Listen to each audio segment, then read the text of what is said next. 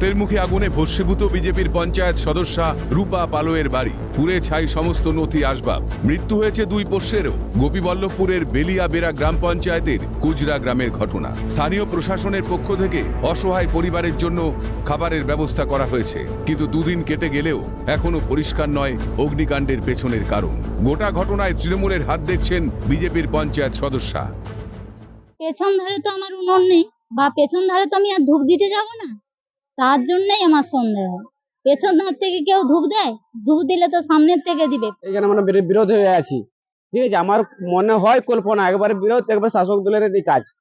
যেহেতু আমার কারেন্ট ফল কিছু নেই, আমার ঘরে উনুন নেই, তাহলে আমি কি ভাববো এটা।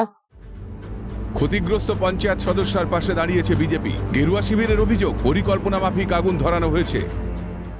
এটা আমরা অনুভব করছি একবারে পরিষ্কার হয়ে গেছে, এটা শাসক দলের মানে লাগানো হয়েছে, পরিকল্পনা করে লাগিয়েছে।